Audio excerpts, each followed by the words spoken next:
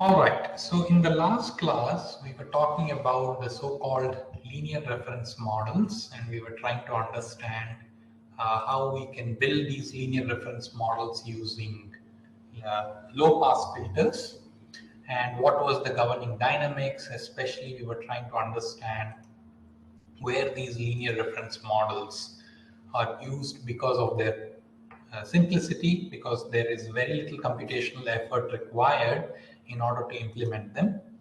And we also discussed a little bit about the frequency domain structure of these things and how we should model typically a guidance system for a typical type of a plant. We understood that we must make sure that the bandwidth of the guidance system is smaller than the bandwidth of the actual craft for this vehicle to actually be able to track the changes which are coming in, uh, which are being provided by the guidance system.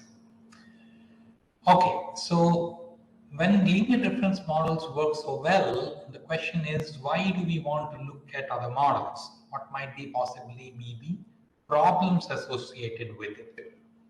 So one of the typical problems associated with it is that we want to ensure that this cutoff frequency for the reference model must not exceed the closed loop bandwidth of the system. And we talked about this idea in the last class. But it is very hard to prove this, that the actual cutoff frequency of the reference model does not exceed the closed loop bandwidth. It is difficult to verify when we want to actually look at a practical implementation. And the reason for this is when we are looking at a practical implementation, we will typically have some nonlinearities in the system. Does anybody remember what were the typical nonlinearities which crept into our so-called linear reference model?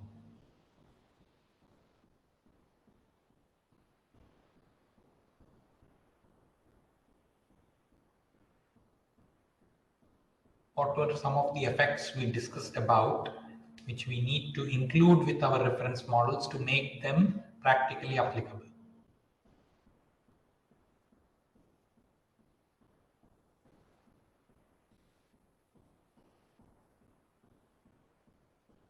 So the guidance system will provide a velocity greater than the achievable velocity. So No. there will be nonlinear. So how is that making it nonlinear? So the graph should be the graph will straighten after a point. To be parallel to x-axis. Sorry, come again.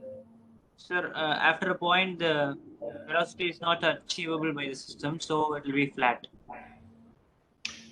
That is a saturation effect, in the sense Yes. that if we provide a very high reference value, then the velocity will not increase linearly with our reference value, but actually stagnate at some point, right? So we don't see our velocity go beyond a certain limits, some practical limits. So that is called saturation, right? So that is definitely one reason why the system will not be linear, and that would be a nonlinear behavior. What else was there? What other non behaviors did we talk about?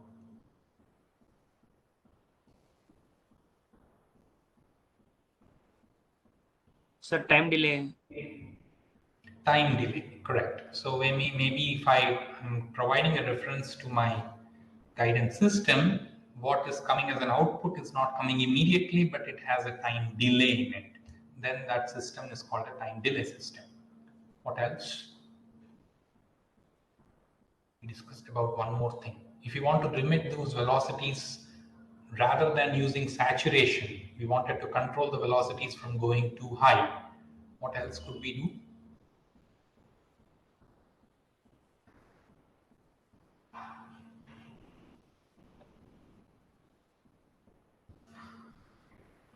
For a spring mass damper system, if I don't want the velocities to go very high, what do I typically add?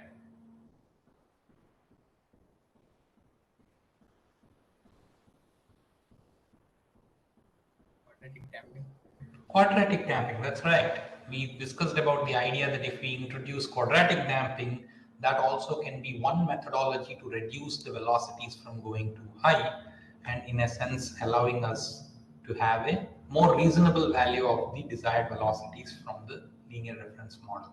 So when we cascade these different things together with our what you call the linear reference model, then the system actually becomes nonlinear, and we can't ensure what is this cutoff frequency must not exceed the closed loop bandwidth of the system can't typically be ensured because Laplace methods are no longer valid. Right? So linear system methods are no longer valid, and we need to think of a different approach in order to figure out the stability of such systems. We'll discuss something of a bit of this about the stability of nonlinear systems in a while when we discuss Lyapunov theory. But for now, please understand that the linear methodology does not work. So when it is difficult to do this, we may want to incorporate using a different technique. And that is where people started thinking about what are the different ways I can try to generate a trajectory which still satisfies the requirements which I have, but at the same time is not limited by these shortcomings which are coming into the picture for the linear reference models. And that is when one of the methodologies which came about was that how can I generate a trajectory using a marine craft simulator? So I'll create a model for my craft and use that as a reference value to get my reference trajectories, which will definitely satisfy all the spatial constraints of my vehicle. So I don't need to make a specific effort to take into account the spatial constraints of my vehicle. They're naturally taken into account when I use this simulator to generate those trajectories. So the idea here is that we take a low fidelity closed loop model of the craft. Okay, so this is not a fully accurate version of the craft. We may not know all the details of the craft as a control engineer, but we try to make it as closely modelable as possible using the methods we discussed in our previous lectures, where we were developing a model for the craft, right? So it is similar to that we form a model and then use that model to generate the so-called reference trajectories. So in which case, we know that the governing equations look something like this. So we have the position vector in terms of the NED frame, which are expressed as some J matrix times the multiplied by the velocity vector. And the velocity vector itself is governed by the dynamics of the vessel, where I have the mass times the acceleration plus damping plus some nonlinear stiffness forces, if I'm including the sea-keeping modes, is equal to the external force applied. And you may see here that there is a big chunk of the things which I'm kind of combining together, the Coriolis forces due to the added mass, due to the rigid body, and the damping. I'm putting them all together in one place in that so-called D matrix. So the idea here is I may not know the precise separation of all these quantities, but at least if I can get some representative numbers for my D matrix and for the M matrix, I'm in a good position to at least start constructing trajectories which will definitely be following the constraints of the vehicle. Is that making sense? Yes, no? Yes, okay. So that is one approach which we can use. And typically when we do such a modeling, you might want to assume that this so-called D matrix is a diagonal matrix. And the idea is that we want a smooth trajectory eta D and VD to be obtained by simulating the model under a closed loop control. So which means that we actually have a closed loop control, which means this tau, which is the external thrust vector which I'm providing, will be given either as a PD control or a PID control of some sort, and will be provided as a closed loop system. Is that making sense now? This may be a little confusing sometimes. The idea here is that I'm assuming there is some reference controller working together with this plant in order to generate the desired trajectories. Notice that that control is not the actual controller of my system. It's only the controller which I'm using specifically for the guidance system. Yes, no. Confusing a little bit? Sir, can you explain the last point? Yes. See, typically what happens, we generally have our control system which takes our output from the guidance system and the feedback from the navigation system to generate a control signal for our plant. That's what typically happens, right? But here what I'm saying, I'm only looking at the guidance system itself right now. So all of what I'm doing is still a part of the guidance system. So I'm assuming that the guidance system itself is as if behaving like a plant of its own, with its own dynamics for the desired trajectories. That's what I'm doing here, right? These are the so-called dynamic equations for my craft, which are not really the actual equations for my craft, but some approximations. On this approximate model, I'm going to apply a controller. That controller is not going to be my actual controller, but that's a controller which I'm using inside my guidance system. So don't confuse this controller, which I apply here to generate the reference trajectories, will be my actual controller. There will be an actual controller sitting outside of the guidance system as well. Is that making sense? Yes, sir. So what is the purpose of this controller? The purpose of this closed loop control system is so that my convergence is there for the what do you call desired trajectories to whatever reference that I'm providing. So whenever I'm providing a keyboard input or a joystick input, I want my what you call desired velocities and desired positions, which are output by the guidance system, to converge to the reference values which I gave. Right? In terms of the filters, it was very clear that it will definitely reach back in the steady state manner to whatever reference I give will become the new desired velocities. But to ensure that it happens with this methodology also, I have to make sure that there is a controller sitting inside the loop. Is that clear for everybody? I'm not quite sure I've explained it in the best possible manner. Let's see. We try to do a better job here. Okay, so let's see here. So let's say that this is my plant. Okay, and this is my controller. Okay, and this is my guidance system. And then this is my navigation system. And we know that the control architecture somewhat looks like this.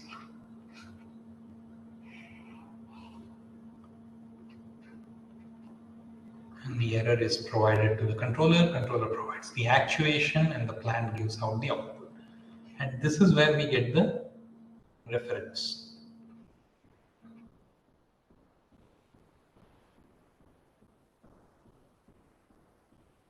And this is where that reference to the guidance system is provided either in terms of joystick inputs, keyboard inputs, or some onboard computer.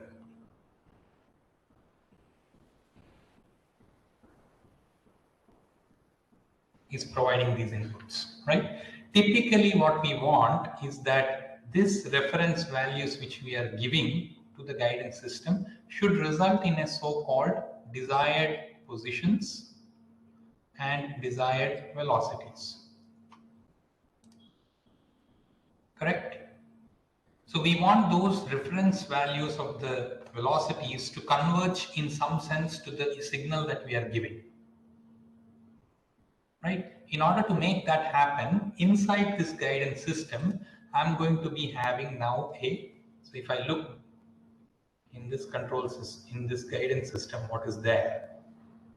I'll find that there is a low fidelity plant,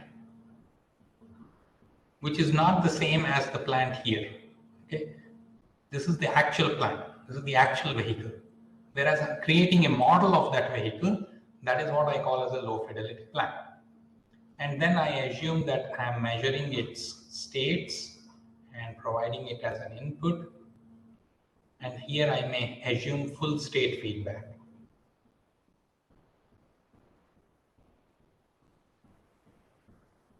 Which means that since I'm simulating this environment, I precisely know the complete state of the vehicle. I don't have to say that there is some sensor which is only measuring a part of the state space. All that is not required. I can say that it precisely measures the complete state space of this low fidelity model. Everybody with me so far? Yes, no? Yes, sir. Okay. All right. And that I am providing to some reference controller which is governing this system.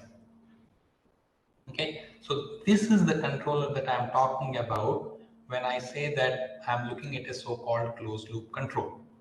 Because what's happening, this plant, this so-called plant is governed by the dynamics which we just looked.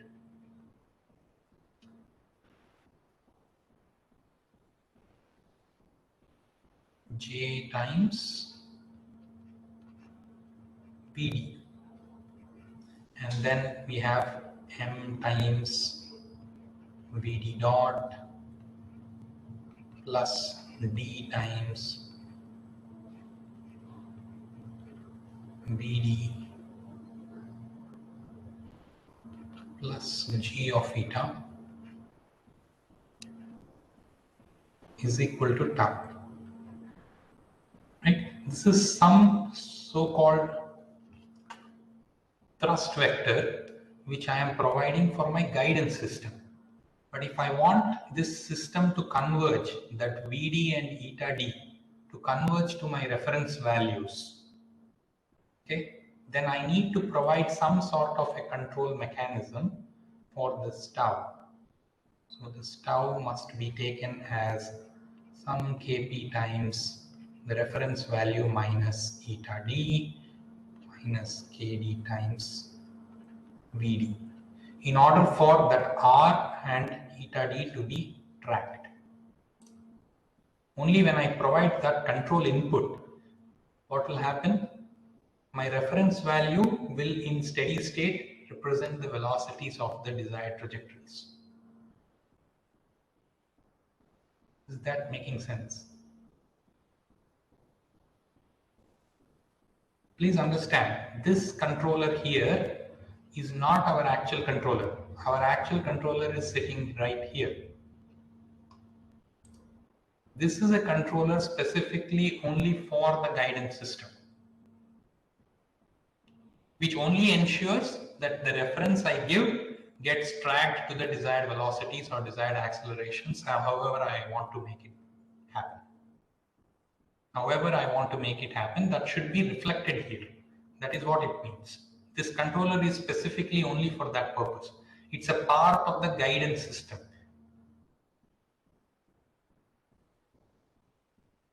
Yes, no? Yes, sir. Everybody with me?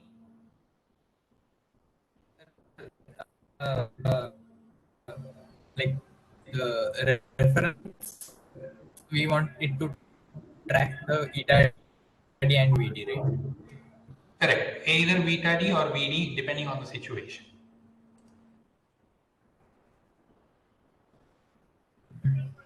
So here in the reference that you are giving will be the joystick or some keyboard input, no? Correct. The reference will be the joystick or the keyboard input. That will be the reference which will be given. But here, how will you calculate the error? I'll take the error between my reference value and the desired trajectory. This should go to 0. Then I ensure that whatever reference I gave is the output that I'm getting. But the reference here will be some joystick input, no? So joystick input, what will that correspond to, like?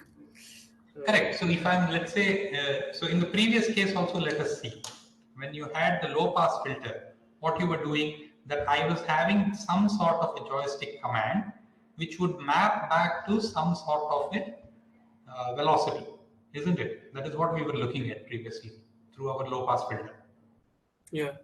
Correct. So similarly here also I am saying that some amount of joystick should lead to some amount of, let's say, speed. Okay, you can say that, let's say if my KCS vessel was taken as an example, I can say that if I have 0 joystick, I should have 0 speed. If I have full throttle, it should correspond to some design speed corresponding to say 0.26 root number. I may choose it like that, right? So in which case I want my reference value of full throttle should reflect in a desired speed of corresponding to 0.26 root number. Is that making sense? Yes, sir. And this controller here will help me achieve that. That is what it is saying. Okay. Okay. And yes, you're right. In suppose this reference signal may have to be scaled appropriately also. I may have to scale it such that it corresponds to the velocity scale. Suppose this reference value is between 0 and 1 and my speed is say 1.4 meters per second. I need to multiply some constant values in order to make that map correctly. Right? So that is also a part of this guidance system. Yeah, more or less like my doubt was this R reference. What will be its units? Means we are subtracting these quantities. No, R minus. It may not be exactly in voltages. So that is why I said there may be a scaling factor in order to convert it into some sort of a Okay. relative velocities, right? So for example, let's say it's a voltage. Then I will need to multiply by that factor A has to be something of meters per second divided by voltage Okay. Okay. in order to convert it into meters per second or meters divided by voltage if it is eta that I'm looking at. Okay. Right? So in some sense, this is not an exact value. Okay, this control law may not be quite right. Okay, I'm just giving that as an example so that we can understand. Yes. Okay. All right. So the important thing to understand there is that the C here we are talking about, that is not the controller of the plan. That is the main point which I want you to take away.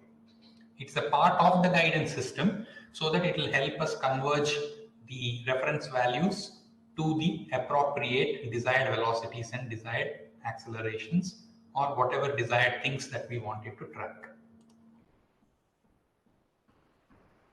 Okay, a typical way that you would choose a control law is actually given here.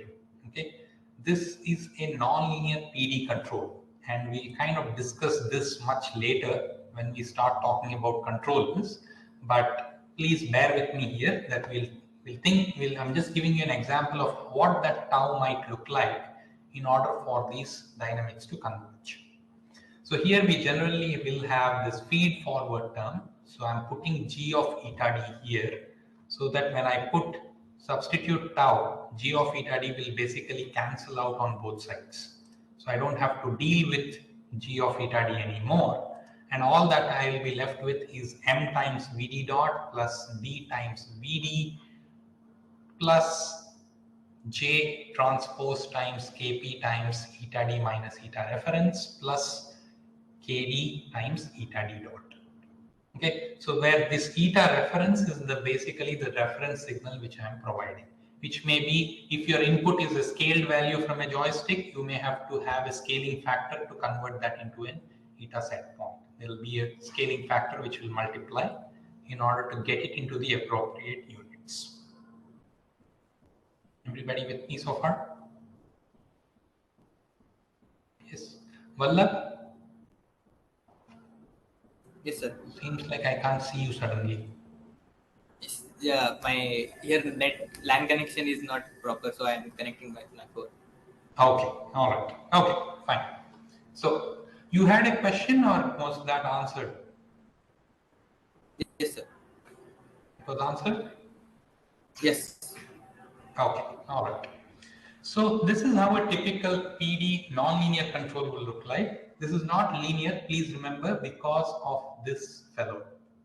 This fellow will make the control system nonlinear in this particular case because that is consisting of cosine, sine, tan and cot signals and all, which is what will make this control law nonlinear. You can actually show that this sort of a control law leads to a good amount of convergence which means that given a eta set point, I can show that mathematically that eta d will track eta set point as time tends to infinity exponentially. Okay, so this control law ensures that that happens, and that ensuring part comes through what is called as Lyapunov theory. We'll spend some time on Lyapunov theory before going into control. So once we finish guidance, we will cover a little bit of basics of Lyapunov theory, and then we'll start tackling control systems. So please have a little patience. We are going to cover what that means soon enough. Okay. All right. So notice that this sort of a system is good enough, but sometimes we also want to include saturation along with it. So although this sort of a mechanism tackles your constraints of the vehicle properly, in the sense that my ship cannot move sideways, those constraints are taken care of when I'm looking at the differential equations that I'm trying to solve.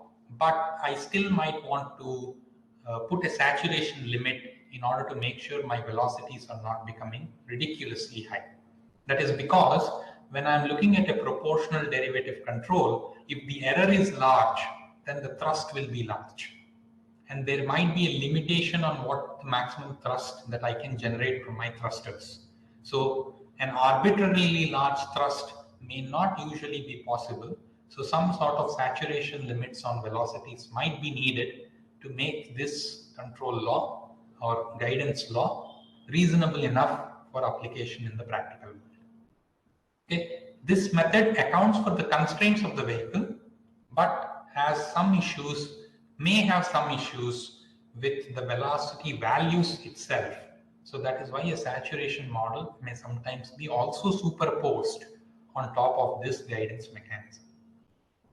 Everybody with me so far? Yes, no? Yes, sir. Okay, good. Okay, so that was the second methodology in which we can generate the trajectories. So we saw that the first one was based off of the low pass filters. The next methodology was where we are using the dynamics of the craft itself, even if it is a not fully known dynamic, with a lot of assumptions in place, still it provides us a good mechanism to start coming up with trajectories for the desired velocities and the desired positions which we want our craft to track. A third approach is usually used based on optimal trajectory generation. So this is where we start using optimization methods. So here we might be starting to put in our constraints and whatever our objectives are on and formulate it as a optimization problem. So typical way you might want to formulate this objective function might be that you want to minimize the power usage, or you may say I want to minimize the time required for this operation to be completed, or you might say I want to minimize the distance traveled in this operation to be minimized. So that becomes your objective function. And then you have to provide constraints. The constraints typically become what is the velocity, the governing dynamics of the vehicle, what it can do and what it cannot do. So that becomes a part of the constraint of the problem. Is that making sense? Okay. So here we basically you can also include more interesting things. So you can also include the environment into the picture and say that I don't want to have an obstacle collision, or I don't want to have my craft go in a certain distance of an obstacle. And that could be one of the constraints which you could plug into your optimization problems. So it gives you a little more control over the things. So if you look at the three different methodologies that we have discussed, the low pass filter gives you very less control over the things, very less parameters that you can tune with, but it is very easy to implement and much faster to implement. Whereas the second method which we looked at is a little more computationally intensive as compared to the low pass filters, but it provides you a little more leeway on the things that you don't have to worry about whether the generated trajectory satisfies the constraints, spatial constraints of the vehicle or not. Those get automatically satisfied.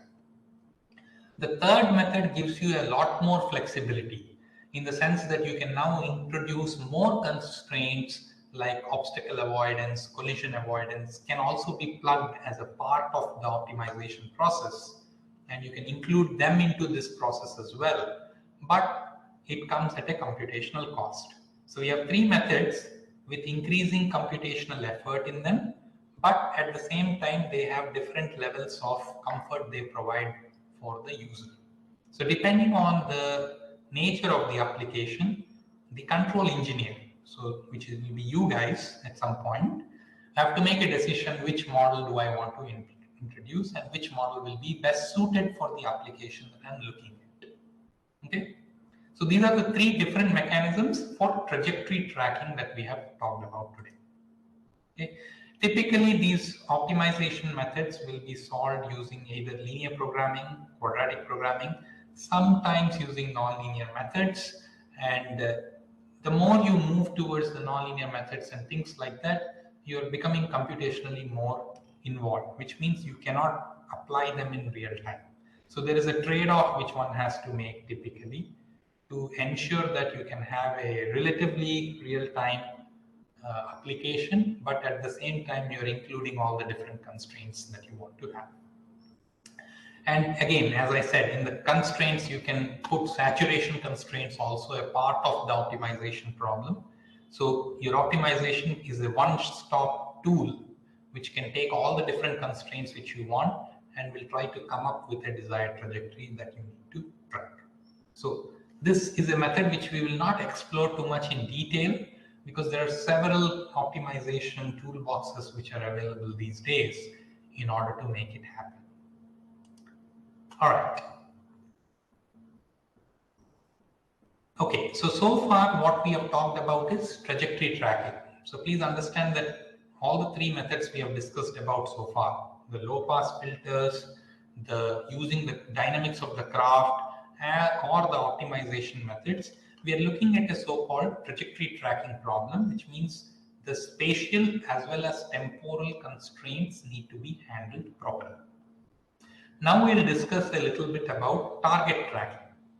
Okay, so consider yourself to be a Coast Guard vessel and you want to make sure that you're patrolling the borders and somebody is coming in, somebody who is not supposed to be there is in place. So now you have to find it, you have to initiate a chase after that person, right? So in this process, you do not know the trajectory that they are going to take. So no future information is available. It's not a defined trajectory, right?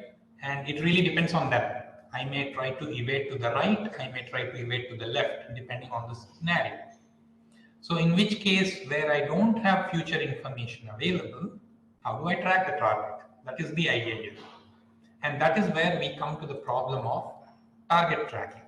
So the goal here is to track a moving object for which no future motion information is available. This type of a target tracking is typically required in many marine applications. Some of them which are becoming more popular today is the formation control. So when you have the Navy and you want the vessels as a fleet to move in a formation control, you need to make sure that you are using the target tracking approaches there. Similarly, if you want to do underway replenishment, which means let's say that one ship is traveling while the other ship is coming and what you call providing some munitions or support or fuel and replenishing the fuel, and then after that activity is over, the next ship leaves, right? So as this fellow is moving, as this fellow's position is changing, the other ship should, based on that, position itself at an appropriate position so that this operation can be undertaken. So in such cases, we are again looking at a target tracking problem rather than a trajectory tracking problem. Okay, so typically what happens is whenever we are looking at a target tracking problem, we will we'll specify the names. We'll call either the target ship or the guide ship to note the person who is being tracked. Okay, and the person who is doing the tracking will typically be called either the approach ship or the interceptor. This words target and interceptor basically did not come about from the marine terminology. They came about more from the missile terminologies. So when people were developing land-to-air missiles or air-to-air missiles or surface-to-air missiles, that is where these words came into the picture, which is target and an interceptor. But for most practical purposes, if they have stuck around for quite a bit of time, so we're going to consider the same terminology for our case as well. So we'll call that an interceptor ship and a target ship, the one which is being tracked. Okay, typically the target ship maintains a steady course and speed, whereas the approach ship, it moves up alongside the guide ship to receive fuel, munitions, or personnel. This is for the case when we are looking at underway replenishment. But if I'm looking at a evasive maneuver where a pirate is running away and a Coast Guard vessel has to go try to catch them, then the process is not so straightforward. The target no longer has a steady course and a speed, but they have a time varying speed and a time varying course angle. Okay. For both cases, the target tracking mechanism remains to be the same. So let's look at what this target tracking mechanism is. So let's say the position of the target in the NED frame is denoted by this velocity, this position vector P and T. Okay. So we are looking at what is the X and Y positions of the target in the NED frame. And we are here restricting ourselves to a surface craft example. So which is why we are looking at a 2D position. Otherwise what would happen if I were to look at an AUV?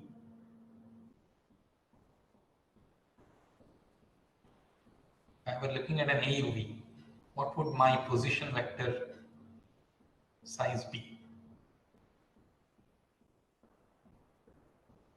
X, Y, Z all. X, Y, and Z, right? It will be 3-dimensional. Because it's a surface craft, I'm only having 2 dimensions. X and Y is sufficient for me to track. But if it's an underwater scenario, then we would have one more variable to deal with. Okay, all right. The control objective here is that I want my current position, the error between that and the target's position, to be driven to 0 as time tends to infinity. Which means I want to be able to reach my target as my time tends to infinity. Is that making sense for everybody? Yes, sir. Shadab? Yes, sir. Yes, sir. All right. Okay. Okay. So if I want to look at the velocity of the target in the NED frame, that is nothing but the derivative of the position. So I can write that as UTN and VTN as the two components. And the speed of the target is given by the norm of this vector. Square root of UTN square plus VTN square. Now, we assume the interceptor can control its speed and course angle using an autopilot system, and which it tries to achieve a desired speed and a desired course angle. Okay, that is the idea. We assume that the interceptor, which is the one which is doing the tracking, can control its speed and course angle based on some autopilot system. Okay, in which case I can write down the desired velocity in the X and Y directions can be related to the desired speed and the course angle in this manner. And this is pretty straightforward. We have seen this before. Right, Aditya? Yes, sir. All right.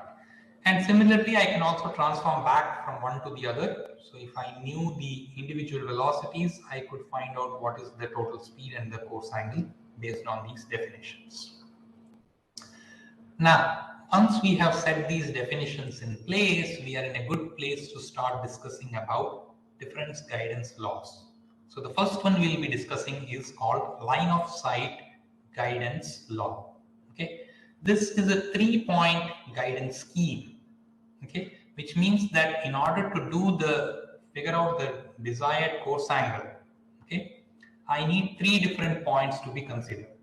And what are those 3 different points? There will be a reference point in space, which is this fellow, my current position, which is the interceptor's position, and the location of the target, which will be the target's position. So this is my target's position, this is my interceptor's position, and this is my so-called reference point. Everybody clear on what we are talking about here? In a typical guidance system which came about, these were typically used for what are called surface to air missiles. Okay, which means I have a moving target, but my reference ground station is at a fixed location. I'm shooting a missile, and that missile must specifically go hit that target. Okay, and the line of sight part came into the picture that the ground station will shoot a light on the target where it needs to hit, and that light is what this interceptor will try to follow. That is why the line of sight mechanism came into picture. Okay, so when we say line of sight here, you will see that it's the line of sight is the vector pointing from the interceptor towards the target, but you'll see that it's not precisely towards the target, and there is some difference between it, and I'm going to explain what that means. Okay, so first let's get some definitions out of the place. So we have a line joining the target to our reference point. Okay, this is that dotted line which you see here. Yes, everybody with me so far? The second line of interest is the line between the interceptor to some funny point you see here. Okay, now this point here is what our interceptor is locally tracking, which is at a distance delta away from the perpendicular distance to the track. So if I were to draw a perpendicular from the interceptor line to the line connecting the target to the reference point, I am looking at what distance away, delta distance away from this point along the track. That is where my position or my nose is headed actually. Okay. So my line of sight has a so-called look ahead distance. That distance is called delta. Everybody with me so far? All right. Now, I want to figure out what is my course angle that I want to figure. This desired course angle that I need to follow is what I want to find out. That is my objective. The guidance law should give me the so-called desired course angle. Okay, assuming that the speed is known, or assuming that I know that I'm traveling at my missile's maximum speed, or let's say like that, I want to be able to figure out what is the so-called course angle at which I want to progress. And the idea here is that we know the angle between the reference point to the target. That angle is pi p. That is this angle. If we are taking from the north direction to the direction along the line between the reference point to the target. Everybody with me so far? The math is really simple here. Okay, it's not that complicated. We just need to know what are all the different quantities so that we can do the math properly. Okay, now the course angle, we know that already. Course angle is defined as the angle between the north to the direction in which we are traveling, which is along this line of sight vector. So that angle is ID. That is our desired course angle. Okay. Now, it is easy to see that this desired course angle is nothing but this pi t, which is the angle to the reference line, minus tan inverse YEP by delta. Now let's see what this YEP is. This YEP is basically the distance or the so-called cross-track error. So the distance between the perpendicular distance between the interceptor and the line joining the reference point to the target point. That is what is defined as the cross-track error. Typically here you see that the path is a straight line, right? But in many cases we may have a curved path which we might want to follow. So in order to keep this general enough, what we typically do is we formulate a new path tangential system. We create a new frame of reference called the path tangent frame, which is located at this intersection point here. And how do I get that point? I'm basically dropping a perpendicular from the interceptor's location to the line joining the reference point to the target point. Okay, so my origin of that frame is going to be at that location. Okay, again with the NED convention, my X will point along towards the target. So Y has to point which direction? Assuming Z is going downwards.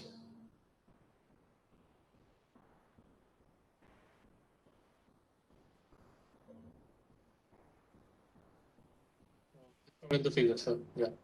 As shown in the figure, right? It will be going towards the top side this way. Okay. That is why you will see here I have labeled this value as negative YEP. Because as per this picture, that YE is negative. Is that making sense? Why I have labeled that as minus YEP? Yes. Okay. All right. Now, the idea is to see that when I take YEP divided by delta, what is the angle that I'm getting?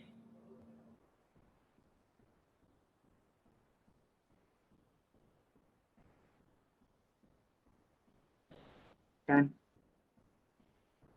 I'm basically looking at this angle, isn't it? Sir.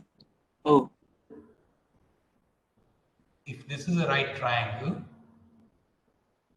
YEP is the base, is the height, and delta is the base. Everybody with me so far? Yes, sir. Okay, and that angle is the actual difference between the pi p and psi d. That is that extra angle here, isn't it? yes, sir. That is how that relationship is coming. Psi d is pi p minus tan inverse of YEP by delta. Now, this formula may not be so apparent to see from this picture because the interceptor is having a negative location. It might cause some confusion. So let's try to redraw this picture with the interceptor being in the positive direction so that we can precisely understand how this formula came through. Okay, so let me put a new page here.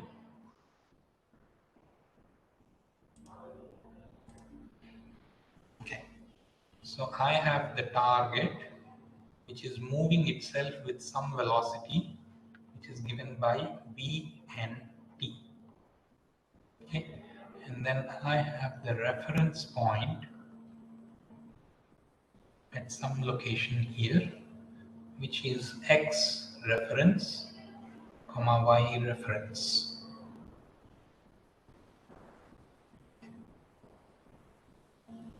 Okay, and now instead of choosing my interceptor to be on this side, I will choose the interceptor to be on the other side, just so that that YE will become positive. Okay.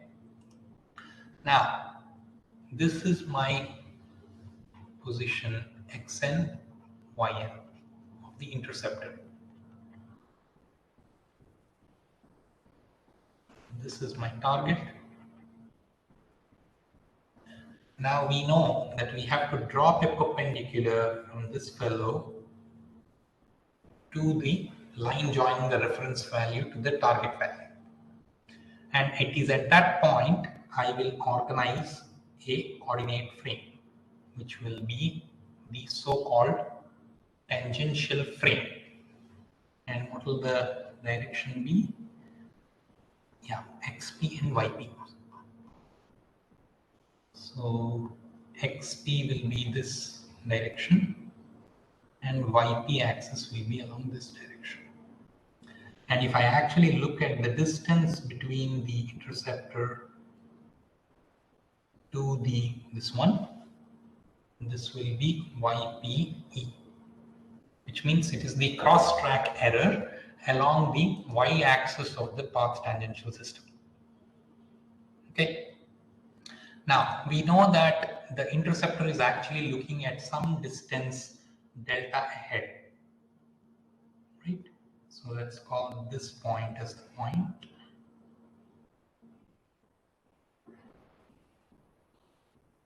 Okay. So my velocity vector is actually pointed in this direction. Okay, and that is the velocity vector of the desired velocity vector which I want along the line of sight. Now this distance here, okay, I'm going to just erase these for the sake of convenience. That distance is delta. Okay, and I'm looking at the idea that if I draw a north direction here, then this angle here is pi p, and if I extend this line of sight vector, this angle here is chi d. Everybody with me so far? Okay. So if I take a difference between chi d and pi, what do I get? Pi p minus chi d will be what? It will be this angle, isn't it? This angle which you see here. Yes, sir. Yeah, that angle is nothing but is equal to this angle between the two straight lines, correct? Everybody with me? Yes, sir. Okay. Now this angle itself, this one right here, is what? Tan inverse of Y by delta. y by delta.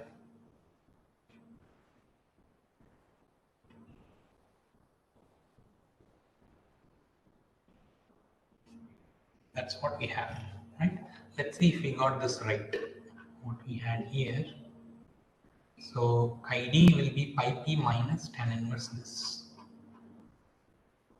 So by rearranging this, we'll get chi d is equal to pi p minus tan inverse ype by delta.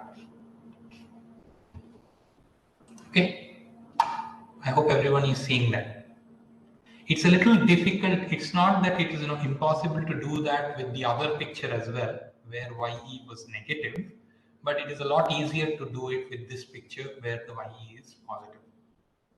Okay, so that's why I just wanted to cover that, just so that you see precisely how that desired course angle is coming into the picture. This sort of a control law will always ensure that the velocity is directed towards a point on the path that is delta, distance away from the line joining the reference point to the target point. So that is why this so-called look-ahead distance has come into the picture.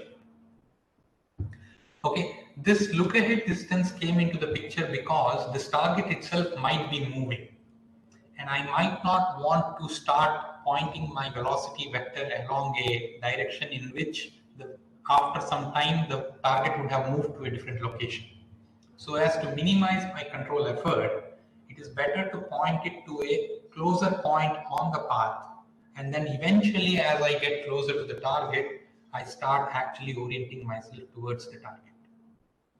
Okay? So that is why this look ahead distance has a sense of, or there is a sense of need for that reason, in order to govern the so-called transient dynamics between the target and the interceptor chase. Okay, all right, so good that is one thing we have found, but the question is, how do I know what this distance is? How do I find that value out? Right? It's not quite precisely clear exactly how will I find that value and be able to use that in my formulations. So let's try to understand how that is coming. So notice that my pi p angle, which is basically the line connecting the reference point to the target point. If I wanted to find out at what angle it is to the north direction, I can simply take the y coordinates of the target, subtract from it the y coordinate of the reference, divided by x coordinate target minus x coordinate reference, and tan inverse of that. That should be pi p, right? That is the direction at which this line is, or the slope of this particular line will be equal to tan of pi p. Correct? So even knowing this pi p angle will also be difficult, right? Because we don't know the exact location of target. Correct. But precisely what happens is you may know the precise position of the target because you're trying to eliminate the target in some sense, and then you're trying to measure where it is. In a typical missile applications, you're trying to at least know, you should know something about the target. If I don't know where the target is altogether, it will be very hard to track it. You at least want to know where the position of the target is and then be able to figure out how to go about hitting it. You may not know its future actions, but you know at the least current know. position. Sorry? We know the current position of the target, but we may not know the future.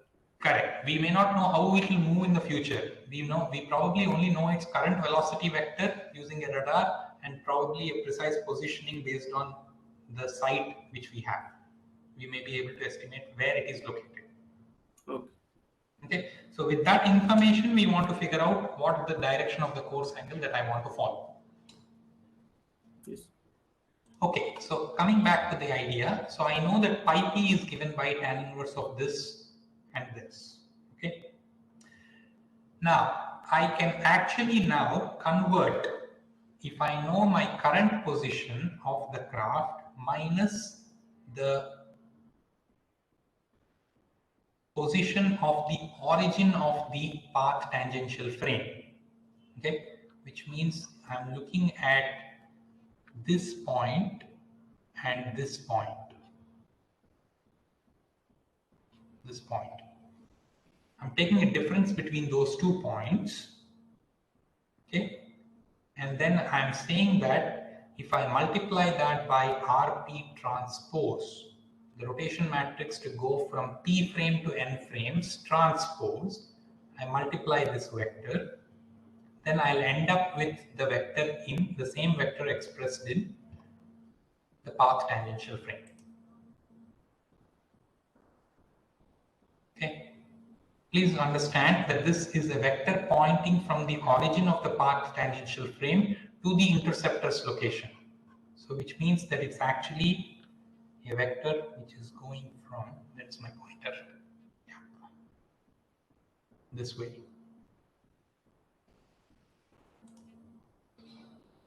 And you can see immediately that when I express that in the path tangential frame, its x component will be 0. And it will only have a y component which reflects my cross track error. Correct?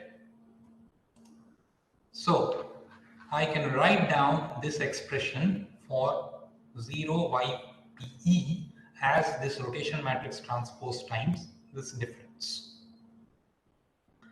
Okay, Now that rotation matrix is nothing but cosine of pi p minus sine of pi p, sine of pi p, cosine of pi p, and this by now we should be very familiar with such type of rotation matrices. Now expanding everything out from this system, we can see that we can write this in terms of two equations which we get. So basically what I'm doing, this matrix equation which you see here, I'm expanding it out into two different equations. Everybody with me so far? All I'm doing is just taking the rotation matrix, multiplying by x and yn, taking the rotation matrix, multiplying by x and p and y and p, and that is what I should get. Now, the third equation which I have is the fact that tan of pi p is that difference between these 2 points. Now, I have 3 unknowns and 3 equations to solve for. What are the 3 unknowns which I don't know? I don't know the cross-track error. I don't know the location of where that path tangential system is, because there is no body at that location. So I need to figure out where that is. So xy coordinates of the origin of the path tangential frame and the cross-track error are the 3 unknowns for my case, and I have 3 equations to solve for them. Please notice that in this particular case, I know everything else.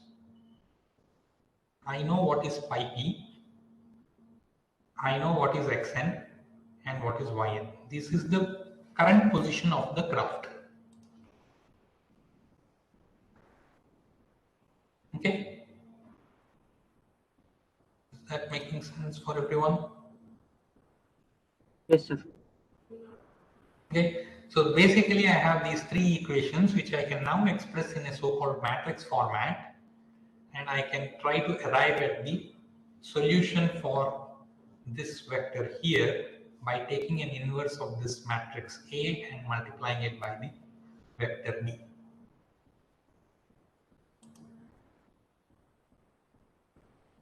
Everybody with me so far?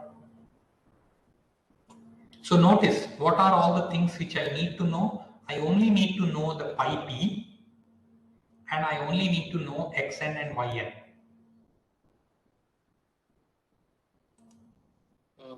C and YT is also new. xn t and yn t as well, correct. I also need to know where the target is. Okay. So I need to know where I am currently, and I need to know where which orientation the target is at and the distance to the target. Basically, the location of the target is what I need. If I know these 3 quantities, even if I do not know any future time history of it, I am in a position to at least find out my current desired angle psi, and that chi will keep evolving over time as I start tracking that target. Everybody with me so far? Yes, sir. Yes. Okay, so we'll kind of stop here. So what we have covered today is a so-called LOS guidance scheme, which is primarily used for surface-to-air missiles. Please understand that many of these target tracking applications, they came when war came about. When war broke out, that is when the maximum development in these things actually happened. And that's how the nature is, right? So we don't do a lot of development otherwise, but when suddenly a war comes onto our brink, you start investigating all the different things, all the different scientific developments start happening at that time. So tomorrow what we will do, or next class what we will do, is we'll look at something called pure pursuit guidance, which is a different guidance methodology which came about primarily for air to surface missiles. So which means that I have an aircraft which is flying with the missiles, and then I am actually trying to hit a target which is on the surface.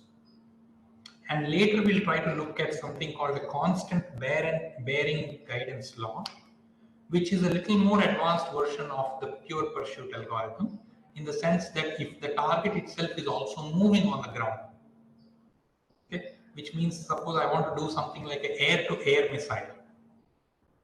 How do I go about that? So that is the third guidance law which we'll look at. So that will complete our understanding of the target tracking problem. Okay, so what have we looked at today? We have looked at the LOS guidance scheme, where we understood the idea that we are looking at a distance ahead on the path connecting the reference point to the target, and then pointing our nose in that direction. And then we are progressively trying to go and track the vehicle that we want to track. There are three unknowns in this problem. I don't know what is the cross-track error. I don't know where the location of the origin of the path tangential system is. And I need three equations to solve for that. So we formulate three equations and we try to arrive at that. The things which I do need to know to make this happen is the location of the target, location of the orientation of the target, and the third thing which I require is the my current location, where the current interceptor's location is. If these three location things are known, then you can employ the LOS guidance scheme. Okay, so any other questions before I stop recording? Sir, Yeah. sir, this LOS test guidance is mostly suitable for tracking targets that are moving, right? Means we don't know their future actions. We just know their current state. We cannot estimate their future actions, right? Correct. But at the same time, it does require you to know the orientation of your moving target with respect to some reference point. Yes. You at least need to know the direction. Yeah. So that is for moving targets. But can this thing can be applied for set point tracking? Like in VRX, it is currently being done. No? The waypoints that are there, three waypoints, their location is known to us. We know the XY of the waypoints. Yes, So you can apply this. That is what we are doing. Yeah, you can definitely apply this. And the point is here that it will try to not orient itself in a straight line always, but it will try to orient in some direction, but will try to close in on the direction of the target as time progresses. So it may not start off with its nose looking directly at the new waypoint, but over time it will try to close in onto it. Like I'm not like putting the angle for it to track at the LOS point. I'm putting like at the lookahead point. I'm putting it at the next target point directly. Correct. So your lookahead distance is now what you're considering is it's precisely up to the target. No, lookahead distance. I'm keeping like delta. It can be that last point also. Like the angle that it is the heading angle that it is supposed to go along. That I am keeping at the last next target point only. So Like, I'm not keeping waypoint. So your next waypoint itself. So you're looking. The look ahead distance is all the way till the next waypoint. Yeah, sorry. Yeah. Correct. So then your nose is oriented towards the waypoint. That's what you're Yes. saying, right? Yes. Yeah. But you could Previously technically we were doing that. and see also what happens. Previously we had kept it like some small distance ahead. Then it was like going at an angle and like drifting. Mm-hmm. Then we kept it the forward point. Then it started going along that line. Along the line joining. Like like joining the two waypoints. Like it's the orientation of the vessel. It got better. Like previously it was like at an angle to the line. Correct. So if I were to only look at and say that you orient yourself from your current position towards the next waypoint, by orientation would not come along the line joining the two waypoints. But if I have a LOS scheme, it will allow me to slowly converge onto a position where my orientation is actually along the line joining the two previous waypoints. Yes. okay. That's what it is doing.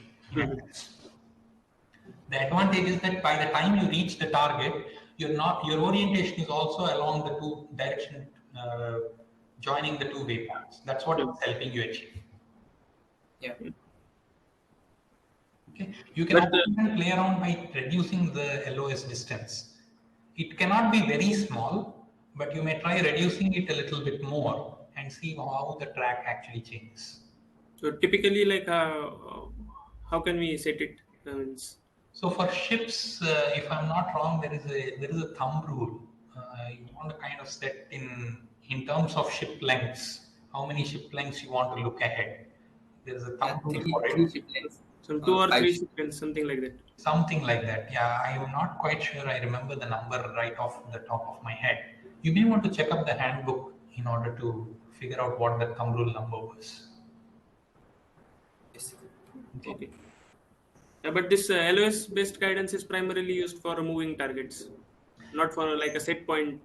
Correct. So in the sense that what happens is it is better than a pure pursuit guidance because pure pursuit basically will yield in a tail chase. So which means that you are basically chasing the tail of the target. Here, what it is doing is it is somewhat anticipatory in a little bit, in the sense that okay, not really. It is the constant bearing guidance which is a little bit anticipatory, where you take into account the current velocity of the target as well and try to track it. So you're not tail chasing it, but you're actually trying to figure out where it will be and then precisely moving in that direction. Okay, so means in pure pursuit, our heading will be directly towards the target. Yes, so you will eventually end up on the tail of the target. So which means that you're basically chasing the target from behind. Okay. Right? But for a constant pairing, you will not be doing that. You will try to intercept it uh, in a more feed-forward manner, in the sense that you actually know where the target is moving to, and you're accounting for that and accordingly moving in that direction. Yes. Right? But for LOS scheme, I would think. I would think again the velocity is not being used here anywhere. Okay. It only leads to a smooth convergence onto the path of the target. Basically, that is what is happening. Right. So, in the sense that it's only using the waypoint's distance or waypoint's position, it's not looking at the velocity of the waypoint. It's not Yeah. being used in your track, but it tries to achieve so suppose your waypoint was not moving, then it will try to achieve a smooth path into your waypoint such that by the time the interceptor reaches the target, its orientation is in the same direction as between the reference to the To the line joining the reference and the waypoint. target. So it will ensure that it will be smooth enough.